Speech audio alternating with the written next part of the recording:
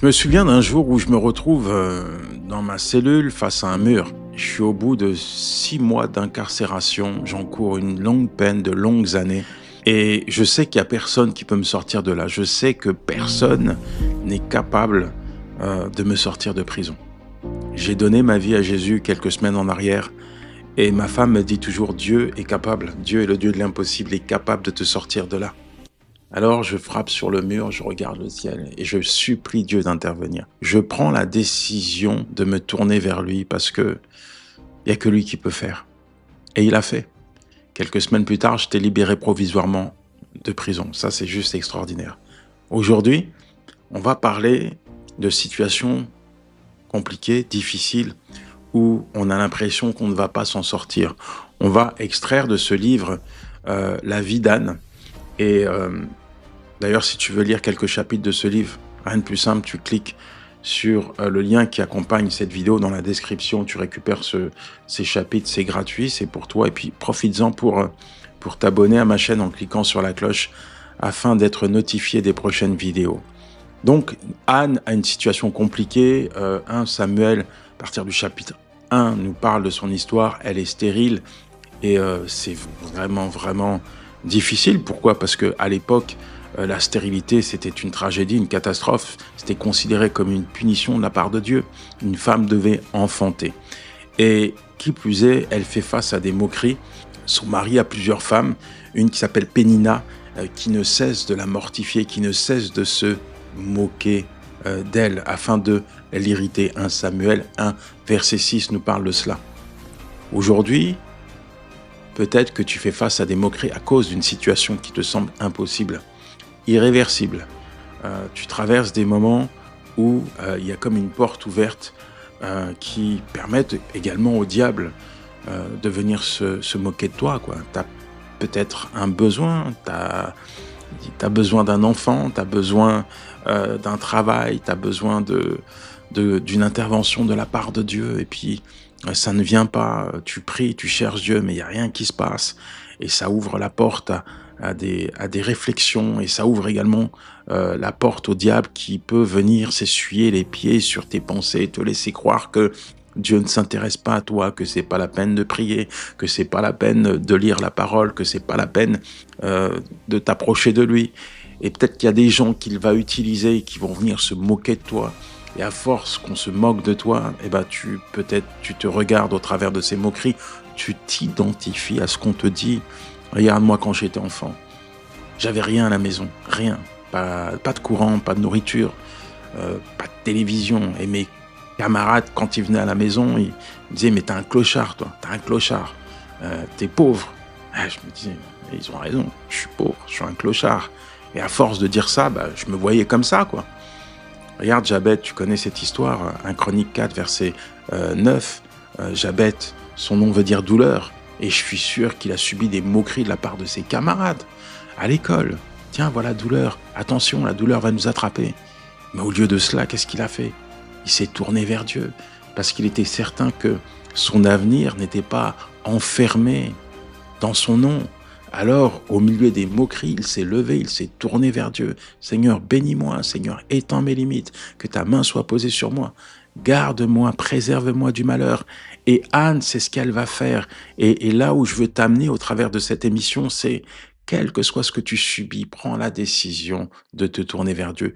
Quelles que soient les moqueries qu'on t'inflige aujourd'hui, décide de te tourner vers Dieu. Et alors que je suis en train de te parler, je pense à cette femme qui subissait des moqueries de la part de son mari à cause de sa foi. Sa foi poussait son mari à se moquer d'elle, le jour comme la nuit. Interdit de lire sa Bible, interdit d'écouter de la louange. Et cette femme, tu sais ce qu'elle a fait? Elle s'est tournée vers Dieu. Elle a dit, Seigneur, interviens, Seigneur, touche le cœur de mon mari. Et aujourd'hui, le cœur de son mari a été touché, changé. La seule musique qu'ils écoutent à la maison, c'est de la louange. Alors, 1 Samuel chapitre 1 verset 10, il est dit, l'amertume dans l'âme, elle pria l'Éternel et elle versa des pleurs. Voilà ce que Anne va faire. Tu vois, je pense que les moqueries qu'elle a subies, que son état va la pousser à se retrancher dans la présence de Dieu. Elle aurait pu aller se plaindre, chercher de l'aide. Elle aurait pu se faire justice. Mais au lieu de cela, elle a décidé de se tourner vers Dieu. Parce que dans son cœur, elle était convaincue que seul Dieu était capable de solutionner son problème, que seul Dieu était capable de lui accorder un enfant, que seul Dieu était capable d'accomplir ce qu'elle considérait comme impossible. Seigneur, je décide aujourd'hui de me tourner vers toi. Dis avec moi, Seigneur, je décide à présent de te présenter ma situation parce que je sais que tu es capable de la résoudre. Avant même d'aller plus loin, j'aimerais prier pour toi. Seigneur mon Dieu, merci parce que ton enfant, Seigneur, tu connais sa vie, tu connais son état, rien ne t'échappe. Et je prie afin que ta parole puisse tomber dans son cœur et que ta parole puisse susciter en lui un élan de foi, le poussant à se retrancher dans ta présence avec la ferme conviction que tu es capable. Oui, tu es capable de faire, tu es capable d'accomplir l'impossible dans sa vie. Amen. Elle va répandre son âme. Et non seulement elle répand son âme, et quand Élie, le prêtre, le sacrificateur, la voit, il pense qu'elle est ivre. Mais non, elle est juste en train de pleurer devant Dieu. Juste en train d'épancher son cœur devant Dieu. Aujourd'hui, peut-être que tu pleures. Aujourd'hui, tu as peut-être pris l'habitude de te défaire de la présence de Dieu parce que tu ne crois plus qu'il est capable de faire quelque chose.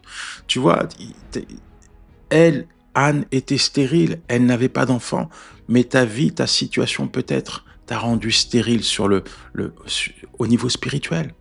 Tu n'as plus de relation, tu n'as plus de communion, tu ne pries plus, tu ne lis plus la parole de Dieu, tu ne cherches plus Dieu, tu ne t'attends plus à lui.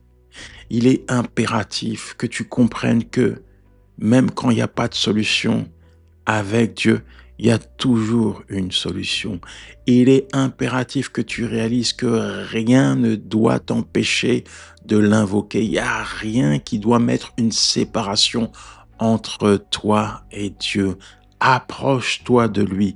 Continue de l'invoquer. Pourquoi? Parce qu'il t'entend. Pourquoi? Parce qu'il t'écoute. Pourquoi? Parce qu'il connaît ton besoin. Avant même que tu lui présentes, Dieu sait, Dieu connaît déjà ta situation. Et quand Élie va dire à Anne, tu es pleine de vin, elle dit non, je réponds, mon âme.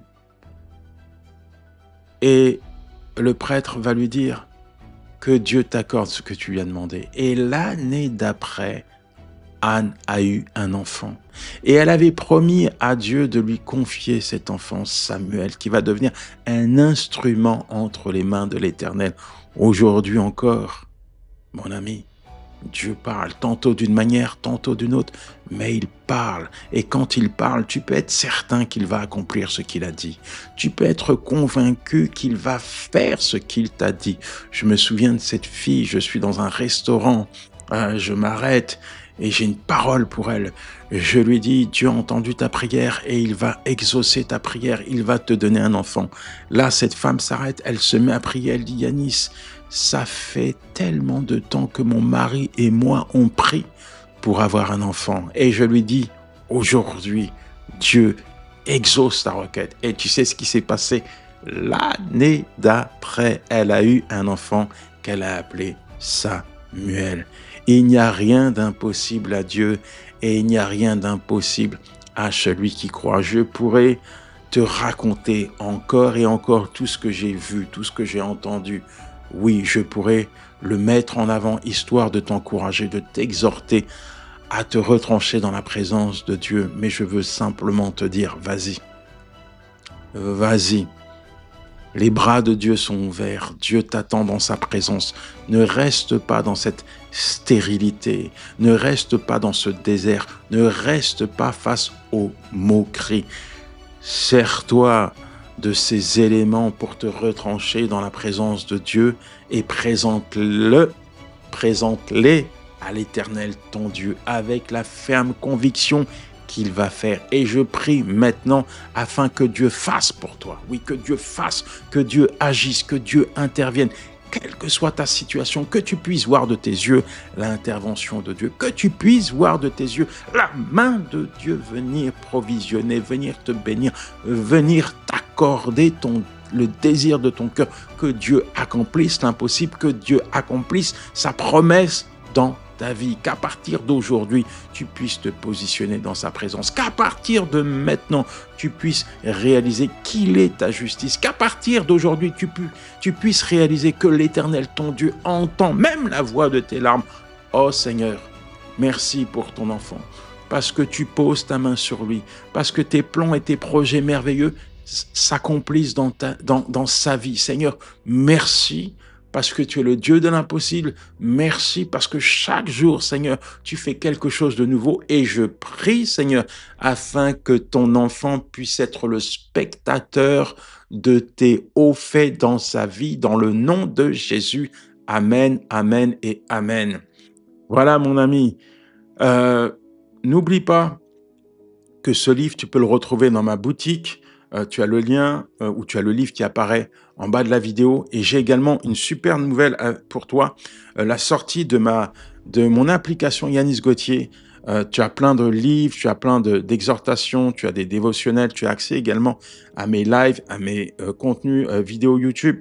Tout ça 100% gratuit. Tu as juste à aller sur les stores Google ou Apple, tu tapes Yanis Gauthier, tu récupères ton application, tu auras tout dans ta poche et tu vas être boosté dans ton quotidien. Ciao, c'était Yanis Gauthier.